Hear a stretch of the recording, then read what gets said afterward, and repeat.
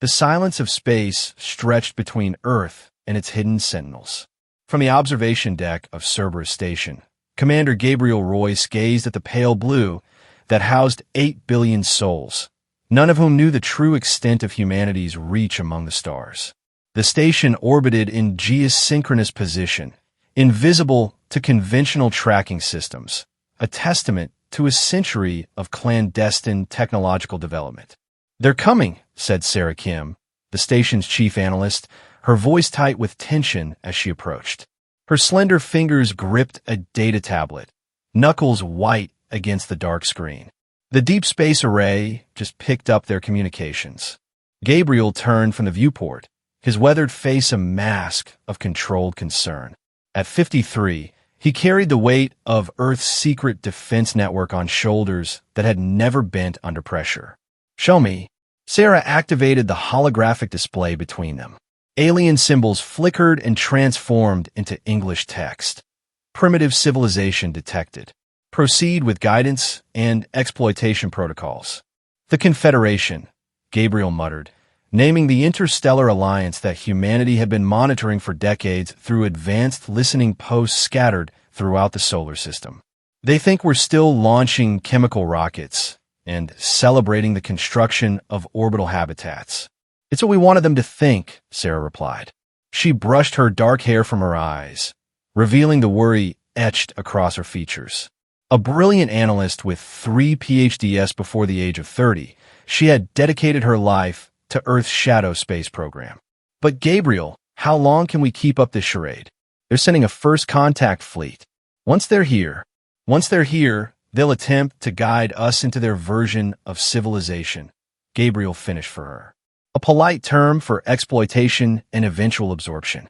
The conference room behind them filled with the highest-ranking members of the Earth Protection Council, generals and admirals representing the covert unified command of humanity's true military capabilities.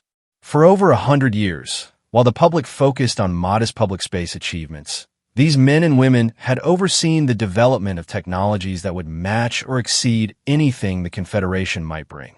"The transmission confirms what we've always feared," Gabriel announced to the assembled officers. "The Confederation believes Earth is a technological infant. They're coming to help us, which means they'll eventually control every aspect of our development, establish bases across our system, and gradually integrate us as a vassal world." "Then it's time," said Admiral Hernandez, her voice carrying the authority of someone who had spent 40 years planning for this moment. "Project Starship must be activated." Sarah's expression tightened. "Are we certain this is the right approach?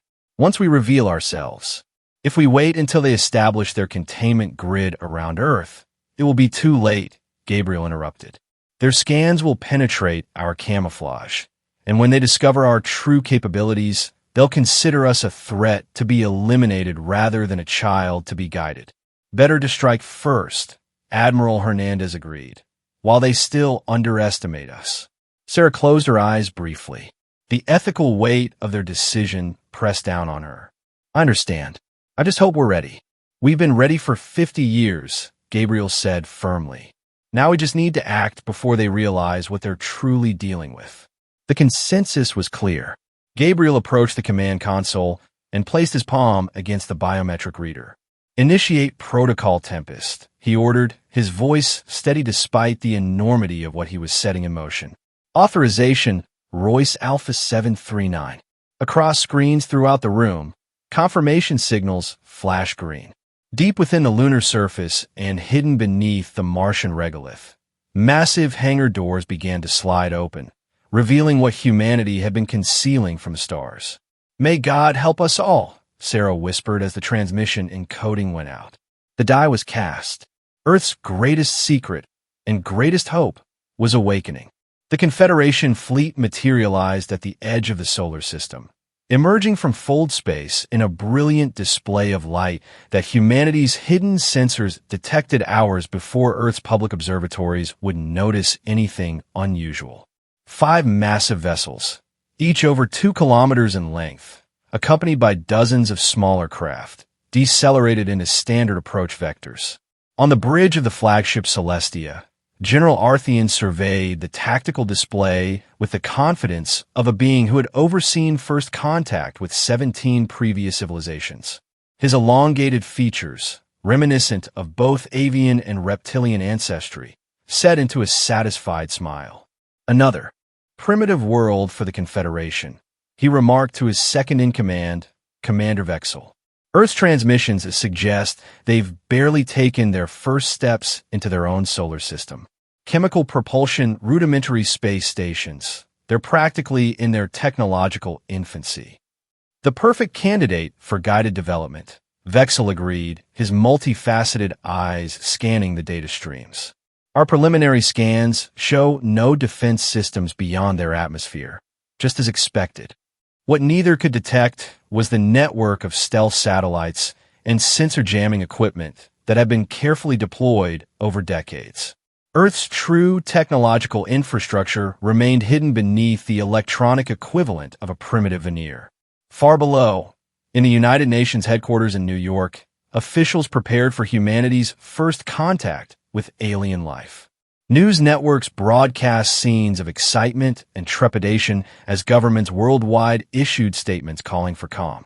The carefully orchestrated public response masked the real preparations taking place in secret facilities around the globe. Dr. Amina So adjusted her formal diplomatic attire as she boarded the shuttle that would take her to Cerberus Station. As the UN's foremost expert in theoretical xenodiplomacy, she had been selected to represent humanity's official response team. Unlike most at the UN, she was fully aware of Earth's secret capabilities. I've spent my entire career preparing for diplomatic relations with extraterrestrial intelligence, she confided to Gabriel as they met in the station's secure briefing room. But I never imagined my first assignment would involve deliberate deception. Gabriel studied her face, searching for any sign of hesitation that might compromise their strategy. Dr. So, I understand your concerns, but you've read the intelligence we've gathered. The Confederation doesn't establish equal partnerships. They create dependencies, drain resources, and maintain technological superiority. Any civilization that resists after initial contact faces obliteration. Amina nodded solemnly. I've reviewed the translated communications your deep space arrays have intercepted. Their pattern of peaceful guidance followed by resource extraction is consistent. But still, pretending to be technologically backward seems dishonest. It's survival, Sarah Kim interjected, joining them. We either play this role convincingly, or we risk becoming the first civilization they decide to eradicate rather than exploit. The three watched the main view screen as one of the Confederation's diplomatic vessels detached from the fleet and began its approach toward Earth. It would land at the designated site in Washington, D.C., where world leaders and media had gathered. General Arthian himself descended from the vessel, flanked by representatives of 7 different species from the Confederation. Before the cameras of the world, he spread his arms in a gesture of peace that his cultural advisors had determined would be recognized by humans. People of Earth, he announced, his voice translated through devices that made his alien speech comprehensible. We come with peaceful intentions. The Galactic Confederation extends greeting and guidance to your young world. We have watched your first tentative steps into space with great interest, and we are here to help you join the greater community of spacefaring civilizations. The carefully rehearsed response from Earth's leaders expressed gratitude and wonder, exactly as would be expected from a civilization encountering advanced aliens for the first time. Behind the scenes, however, Gabriel and his team monitored the deployment of small Confederation satellites being positioned in Earth orbit, the first elements of what would become their containment grid, designed to control all space traffic and monitor the planet's activities. They're moving faster than expected, Sarah noted as she analyzed the positioning data. At this rate, they'll have complete orbital coverage within 72 hours. Gabriel's jaw tightened. Then we have less time than planned. Alert Tempest Command. They need to be ready to move before that grid is operational. On the far side of the moon, hidden from both Earth and the Confederation fleet, final preparations were underway aboard humanity's secret weapon.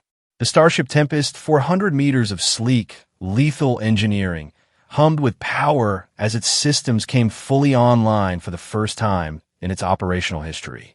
After a final round of diplomatic pleasantries on Earth's surface, General Arthian returned to his shuttle. Once safely away from human monitoring, he turned to his aide. Begin the full containment protocol. I want this system locked down within 3 planetary rotations. Their resources are too valuable to risk any complications. Little did he know that the primitive civilization he so confidently planned to control was about to reveal its most shocking secret. The subterranean conference chamber, buried beneath the Atlantic seabed, housed the most powerful humans on the planet. Unlike the public-facing government officials making a show of welcoming the Confederation, these were the true decision-makers, the ones who had overseen a century of secret technological development. The containment grid is nearly 40% complete, Sarah Kim reported, holographic displays showing the positioning of alien satellites forming a web around Earth. Once it's activated, their energy field will detect any spacecraft attempting to leave orbit without their authorization. And our window of opportunity closes, Gabriel Royce added grimly. He turned to face the assembled leaders. Ladies and gentlemen, we've prepared for this moment for generations. The Confederation believes they're dealing with a civilization barely capable of reaching our own moon. We have perhaps 48 hours before they discover otherwise. The Secretary General of the Shadow Council, a position unknown to the public, rose from her seat. Commander Royce, you're requesting authorization for Operation Strike First. I need to hear from everyone in this room whether we are prepared to potentially initiate an interstellar conflict.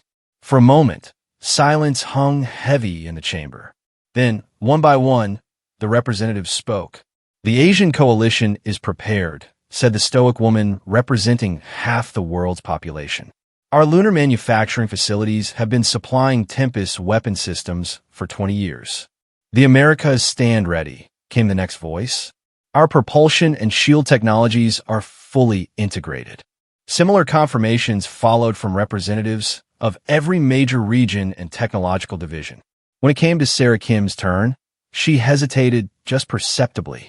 Intelligence and analytics confirms the Confederation's intentions based on observed patterns with 17 other civilizations, she said carefully. If we don't act now, Earth will lose its sovereignty within 1 standard year, and any subsequent resistance will be met with overwhelming force. Only Dr. Amina so showed visible reluctance. As diplomatic advisor, I must register my concern that we may be rushing to military action when further communication might. Dr. So, Gabriel interrupted respectfully, we've monitored their communications for decades. Their diplomatic overtures are always followed by complete domination.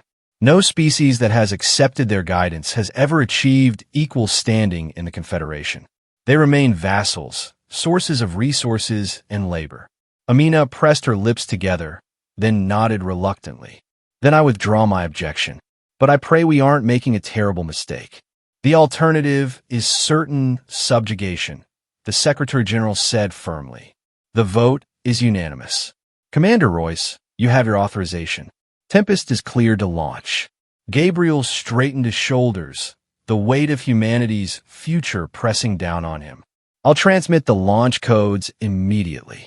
As the meeting adjourned, Sarah fell in a step beside him. Gabriel, are we really ready for this? Tempest has never engaged in actual combat. Neither has the Confederation. Not with us, he replied. Their arrogance is our advantage. They think we're children playing with toys. By the time they realize otherwise, we'll have demonstrated that Earth will not be conquered. Aboard the Lunar Command Center, buried beneath the regolith of the moon's far side, Captain Alexa Pham received the authorization codes and immediately set the Tempest's launch sequence in motion. As commander of Earth's first true interstellar warship, she had trained her crew for this moment through countless simulations. Battle stations, she ordered, her voice calm despite the historical significance of the moment. Prepare for departure. Stealth systems at maximum. Throughout the massive vessel, humanity's finest space combat personnel moved with practiced precision. Engineers monitored the quantum fusion reactors that powered the ship. Weapons specialists calibrated the plasma cannons and kinetic strike systems. The navigation team plotted an approach vector that would keep them in the moon's sensor shadow until the last possible moment. Remember, Captain Pham addressed her crew through the ship-wide communication system. Everything depends on the element of surprise. We strike hard and fast, targeting their command and control systems. Our goal is not to destroy the Confederation vessels, but to demonstrate that we are not the helpless children they believe us to be. As Tempest's massive engines powered up, Gabriel Royce sent one final message from Cerberus Station. The fate of our world rests on your shoulders. Godspeed. The great ship rose silently from its lunar cradle, its advanced stealth technology rendering it invisible to conventional detection methods. Against the blackness of space, it moved like a predator, patient, deadly, and about to announce humanity's true place in the galactic order. Tempest glided through the void, its stealth systems rendering it invisible to the Confederation's detection grid. Captain Alexa Pham stood on the command deck, her posture rigid as she mentally rehearsed the attack sequence one final time. Around her, the bridge crew maintained disciplined silence, each focused on their assigned tasks. Target acquisition complete, reported the weapons officer. Celestia's shield generators and communication arrays have been mapped. Fira solution calculated. Propulsion systems at 98% efficiency, added the chief engineer. Quantum shields fully charged. Captain Pham nodded, her eyes fixed on the tactical display showing the Confederation flagship, a massive vessel that dwarfed anything publicly known to exist in Earth's arsenal. Time to intercept. 3 minutes, 17 seconds, replied the navigation officer. Pham opened a secure channel. Cerberus Actual, this is Tempest. We're in final approach. Request permission to engage. Gabriel Royce's voice came through with perfect clarity, despite the distances involved. Another testament to humanity's hidden technological achievements. Tempest, you are cleared to engage. Remember the primary objective. Incapacitate, don't destroy. We need them capable of communication after the assault. Understood, sir. Tempest out. Captain Pham turned to her crew. This is what we've trained for. In 2 minutes, we will reveal ourselves to the Confederation and show them that Earth will not be colonized or controlled. May history remember this as the day humanity claimed its rightful place among the stars. Aboard the Celestia, General Arthian reviewed reports of the containment grid's deployment with satisfaction. 47% complete and proceeding on schedule. Within 30 hours, this system will be secure. His second-in-command approached with a data tablet. General, our anthropological team has completed their initial assessment of human civilization. They recommend a standard integration period of 7 years, with full resource extraction to begin in. A proximity alarm cut him off. Confusion spread across alien features as officers turned to their instruments. Impossible, muttered the sensor operator. Something just appeared. Wasn't there a second ago?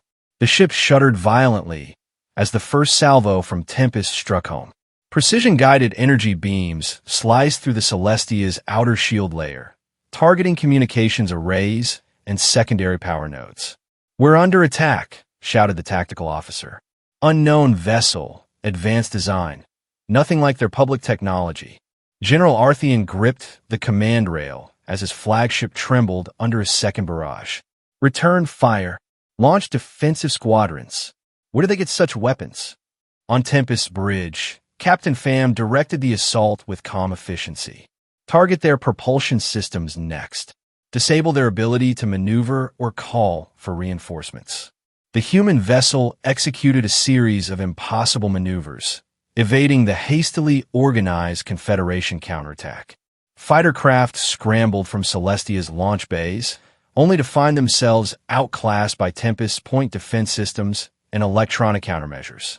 Their shield configuration is adapting, reported Tempest's tactical officer. They're attempting to compensate for our attack pattern. Switch to Assault Pattern Delta, ordered Pham. Deploy ECM drones to disrupt their targeting systems. The The space around both vessels lit up with energy discharges as the battle intensified. Confederation fighters, sleek and nimble, darted around Tempest, looking for vulnerabilities in its defenses. But the human ship's design had been informed by decades of studying Confederation technology through covert observation posts. Every potential weakness had been identified and fortified. Aboard Celestia, chaos reigned. Systems failed across the ship as Tempest precision strikes took their toll. General Artheon's face contorted with rage and disbelief. "This is impossible," he snarled. "Their civilization is pre-stellar. They shouldn't have this technology for centuries." His tactical officer looked up from a damaged console. "General, we've lost primary communications. Shield capacity at 38% and falling. The human vessel is targeting our systems with incredible precision. They know exactly where to hit us." Artheon slammed his fist against the command console. "Divert all power to weapons. Destroy that ship. I want it obliterated." The Confederation flagship unleashed its full arsenal, filling space with destructive energy. A few hits connected, rocking Tempest and causing damage to its outer hull. Captain Pham steadied herself as her ship trembled. "Damage. Report. Hull breach on Deck 7, automatically sealed. Shield generators 3 and 5 operating at reduced capacity," came the response. "Nothing critical, but we can't take many more direct hits like that." Pham nodded grimly. "Focus all power on the forward cannons. Target their main reactor control systems, not the reactor itself. We want to force surrender, not vaporize them." Tempest's main weapons charged, drawing power from its quantum core. The resulting blast punched through Celestia's weakened shields, destroying its primary weapon control center and severing power to half the ship's defensive systems. Inside the Confederation vessel, emergency lighting cast an eerie glow as systems failed across all decks. General Artheon stared in disbelief at the devastation reports flooding in. "General," his second-in-command said quietly, "we cannot win this engagement. The human vessel has superior tactical positioning and apparently intimate knowledge of our weaknesses. We must consider negotiation."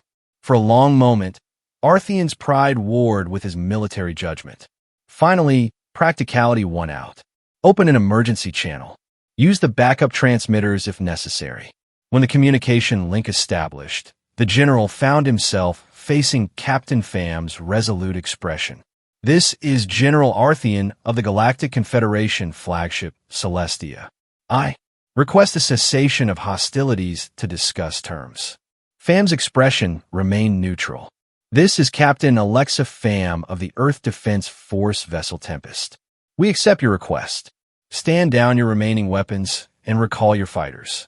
A diplomatic team will board your vessel shortly." As the firing ceased, Artheon gazed at the sleek human warship visible through the viewport. "The humans are not young at all," he murmured. "We have been deceived." Throughout the solar system, Confederation vessels received urgent commands to suspend the deployment of the containment grid. The carefully orchestrated plan to quietly subsume Earth had collapsed in less than 30 minutes of actual combat. On Tempest Bridge, Captain Pham allowed herself a small smile as she opened a channel to Cerberus Station.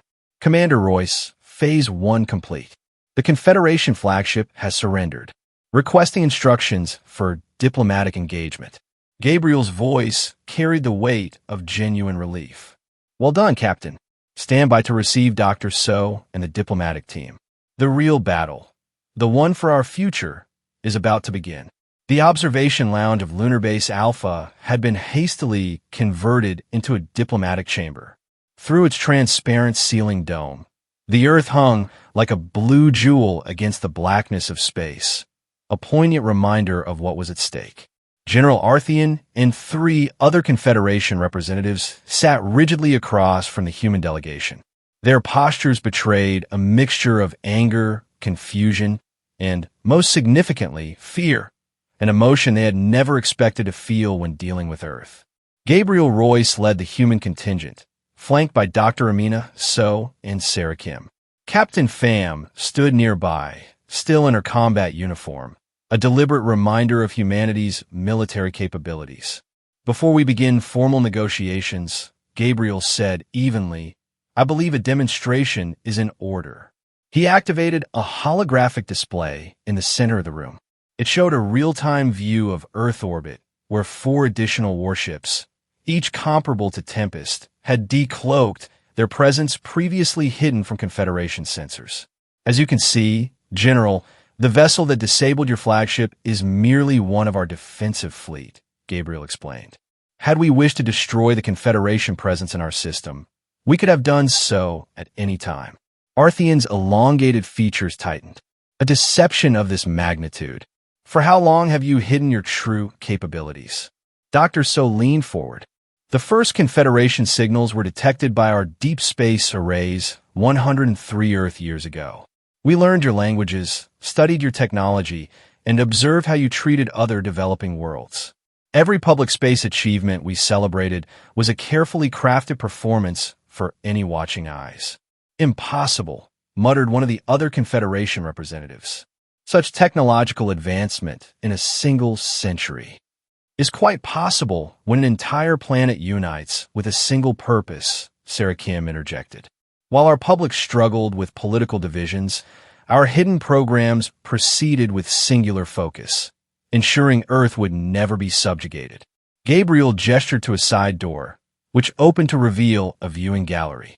Beyond the transparent barrier lay a massive hangar containing advanced spacecraft, weapon systems, and technology that matched or exceeded Confederation standards. "This is merely one of dozens of facilities throughout our solar system," Gabriel explained. "We have established bases on Mars, several moons of Jupiter and Saturn, and in the Kuiper Belt. Earth is not the primitive world you believed it to be." General Artheon's composure finally cracked. "Why reveal yourselves now? Why not continue the deception?" "Because your containment grid would have discovered us eventually," Gabriel answered. "We chose to act from a position of strength rather than be caught in a lie." Dr. So took over the conversation, her diplomatic training coming to the fore. "What Earth desires is simple, General. Recognition as a sovereign and equal power. We have no interest in conquest or aggression. We simply refuse to be treated as a subordinate civilization. The Confederation has protocols," Artheon began stiffly. "The integration of new species follows established. Those protocols no longer apply to Earth," Gabriel interrupted firmly. "The terms we offer are non-negotiable. The Confederation will withdraw its fleet beyond Neptune's orbit.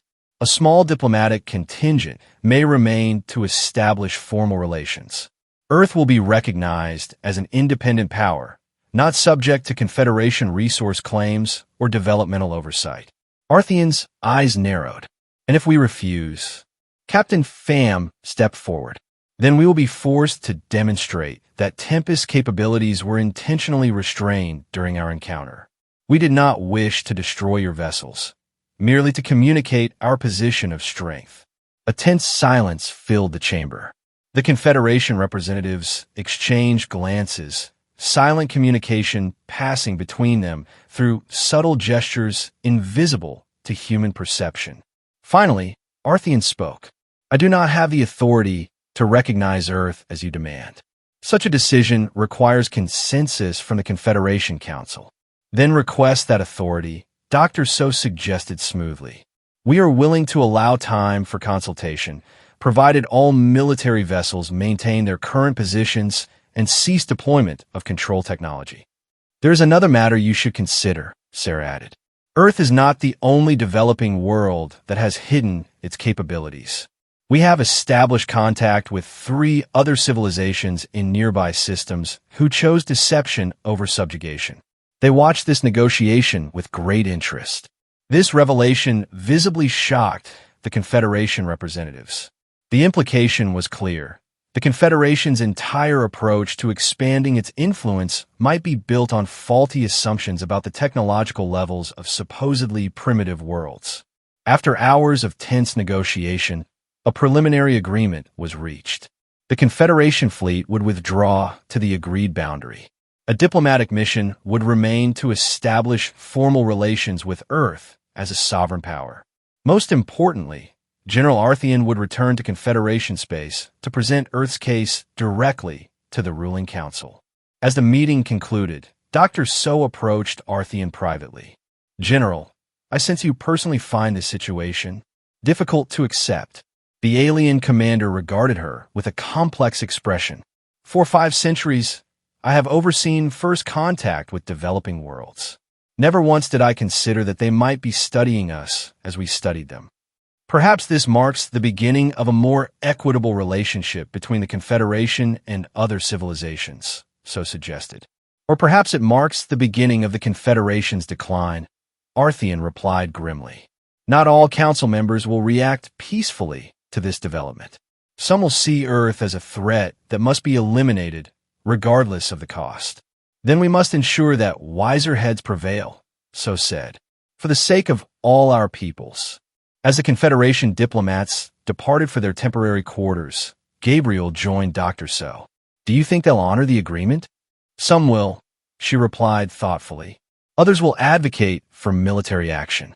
We've changed the equation, Gabriel. For better or worse, humanity has announced itself to the galactic community not as a child to be guided, but as a force to be reckoned with." 3 days later, most of the Confederation fleet began its withdrawal from Earth space. As agreed, General Artheon would return to Confederation headquarters to present the new reality to the Council. What no one mentioned aloud was that Tempest and 2 other Earth vessels would escort his ship, officially as an honor guard, but everyone understood the true message being sent. On Tempest's bridge, Captain Pham watched as final preparations were made for the journey. Earth's first official diplomatic mission to Confederation space would include both military and civilian representatives, a clear statement of humanity's dual approach moving forward. Gabriel Royce's holographic image appeared on the command deck. "Captain, your final orders are confirmed. Escort the Confederation vessel to their headquarters, ensure our diplomatic team is properly received, and make absolutely certain they understand one thing." "What's that, sir?" Pham asked. Gabriel's expression was solemn. "That humanity will never again hide its light from the stars. We come in peace, but we come as equals, not as children to be shaped by another's will." "Understood, Commander. We'll make that perfectly clear." As Tempest and its sister ships powered up their engines, preparing to escort General Artheon's vessel into deep space, Sarah Kim joined Gabriel in the observation lounge of Cerberus Station. "Do you think we did the right thing?" she asked quietly. "Revealing ourselves this way?" Gabriel watched the magnificent warships as they prepared to depart, symbols of humanity's determination to chart its own course among the stars. "They thought Earth was young," he said finally, "but we attacked with a Starship, and this is only the beginning." The vessels accelerated away from Earth, leaving brilliant trails of energy as they passed beyond the moon's orbit. Humanity had announced its presence to the galaxy not with a whisper, but with a declaration of strength that could not be ignored. Whatever came next, Earth would face it standing tall, no longer pretending to be less than it was, but embracing its rightful place among the stars. "To new beginnings," Sarah said, raising an imaginary glass. "And to freedom," Gabriel replied, his eyes fixed on the departing ships that carried humanity's future into the vast unknown.